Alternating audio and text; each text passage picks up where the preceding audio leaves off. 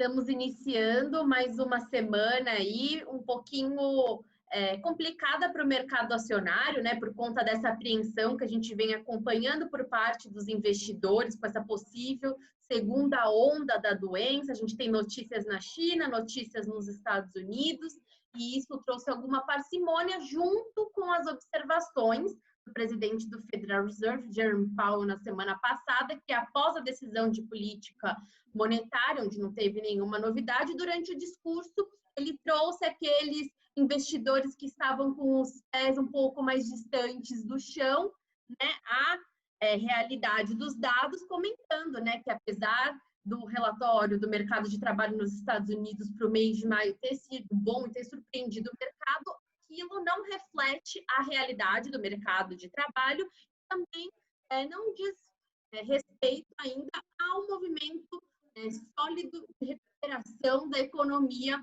norte-americana. Então, ele trouxe aí um pouco de cautela, acendeu uma luz amarela no mercado financeiro, e a gente está observando desde então, né, desde a última quarta-feira, uma certa realização por parte do mercado. Mas o fato é que a gente ainda está amparado por essa liquidez dos bancos centrais, pelo afrouxamento monetário, afrouxamento fiscal por parte dos governos. Num mundo que a gente não tem taxa de juros, o mercado acionário acaba sendo aí o carro-chefe na decisão dos investidores. Então, a gente tem essa dicotomia do mercado acionário, certo, Rodrigo Moliterno? Exatamente, né, cara? A gente teve essa enxurrada aí de salvaguardas colocada por todas as economias. Isso, obviamente, deixou o mercado extremamente líquido, e com as expectativas das economias reabrindo, né? Isso trouxe aquele movimento, vamos chamar assim, um movimento de manada positivo, onde a gente viu as bolsas ao redor do mundo melhorando bastante. E a partir da semana passada, algumas notícias não tão favoráveis, a gente começou a ver um pouco aí de realização e volta também vamos chamar assim, da volatilidade para o mercado, muito em decorrência aí de uma possível segunda onda. Acredito que a gente vai ter que conviver com essas segundas ondas e as aberturas da economia.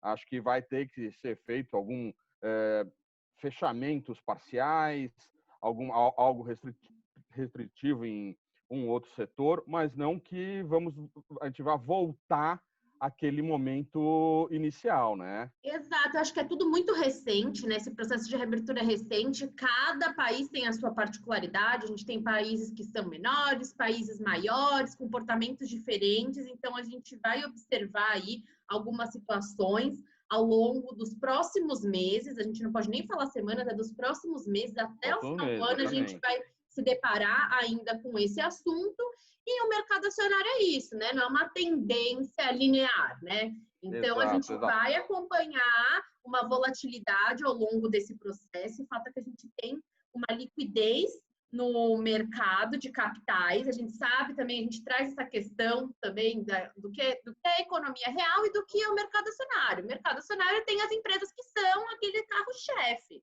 Então, a gente não tem como fazer muito esse paralelo, porque, sim, o mercado acionário não tem como refletir a realidade total da economia real, porque a gente tem um grupo de empresas ali que são mais privilegiadas.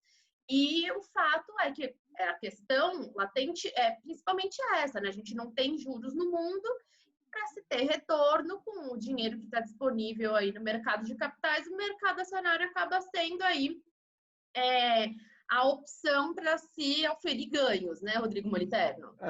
Exatamente, como você muito bem colocou, né? Você tem um excesso de liquidez, você tem um nível de juros baixo, isso daí, inevitavelmente, o investidor ele tem de buscar maiores retornos. Maiores retornos ele tem de colocar mais risco, seria o mercado acionário, né? Então, como a gente falou e já vem falando desde o início, acho que temos que ter cautela, parcimônia, saber escolher as ações, orientação de um profissional. Orientação de um profissional, entendendo, como você mesmo colocou no início, uma recuperação, por mais que ela seja em V, em W, em L, qualquer letra que a gente escolha, em qualquer coisa, ela nunca vai ser linear.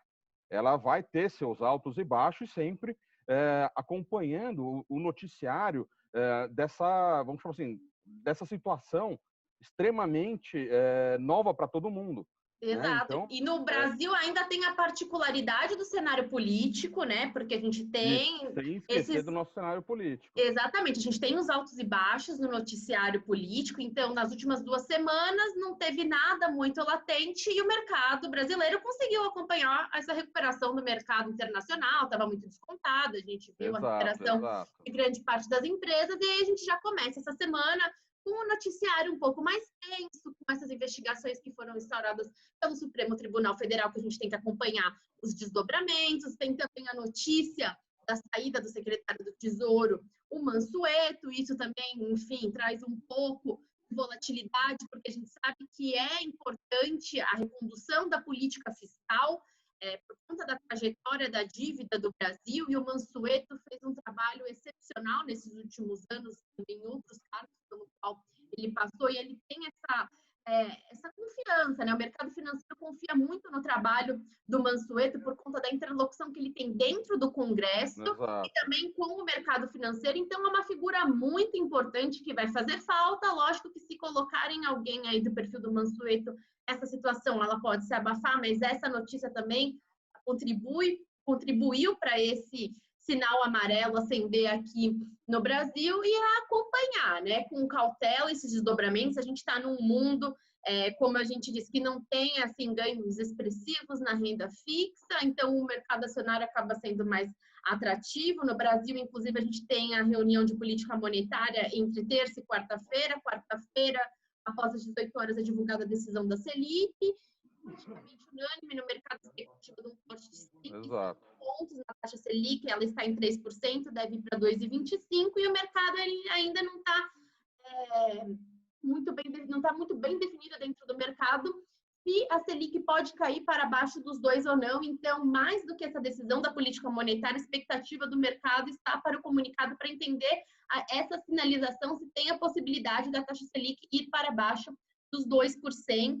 Então, a gente tem aí também essa realidade de juros baixos no Brasil, que acaba também trazendo todo esse olhar para o mercado acionário, mas é como o Rodrigo Moliterno comentou, a gente precisa, né, da ajuda de profissionais, tem que entender também um pouco do que está acontecendo. A gente teve essa recuperação porque a gente também tinha um refluxo muito forte por parte do investidor estrangeiro nos últimos meses, e aí, com a desvalorização da taxa de câmbio, com o preço de muitas empresas que se tornou mais atrativo, na última semana a gente teve um reingresso, né, nas últimas semanas, se eu não me engano, desse investidor estrangeiro para o Brasil, também contribuiu a nossa taxa de câmbio melhorar com esse ingresso de capital estrangeiro aqui no Brasil.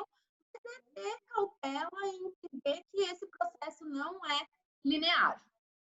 Exatamente. Não é um processo linear, você bem colocou, essa semana tem o cupom, acho que o 0,75 de queda está meio que dado, mas mais importante é entender a leitura para saber se a gente vem para baixo dos 2, como até tem algumas casas que já até colocaram o final do ano mais para baixo, né? E a gente, obviamente, juntando com todo o cenário externo da recuperação das economias, das reaberturas, segunda onda, a gente conseguir traçar o nosso cenário interno aqui para continuar vendo qual que é a magnitude da recuperação, a velocidade, como vai tudo se dar. Obviamente, a gente acha que tem setores que vão ser mais beneficiados agora no início, setores que só serão beneficiados mais para frente, a partir do momento que as coisas começarem efetivamente a andar. Então, estar atento nesses movimentos. Então, a gente pode ter as realizações intradiárias, um pouco mais forte num setor do que o outro, e ir acompanhando o desenrolar aí dos mercados. Né? Eu acho que é isso. Então, é um pouco de cautela, pés no chão, né? Entender que esse movimento, acho que a principal mensagem, ele não é linear, e o fato dele não ser linear não é uma coisa negativa, né? Porque a gente também tem oportunidades no meio desse processo. E vamos acompanhando, porque assim, pensar na recuperação da atividade econômica não tem nada muito certo, está muito difícil a gente entender como que vai ser esse processo, porque é tudo muito recente. Então, boa semana para todos e bons negócios. Boa semana e bons negócios.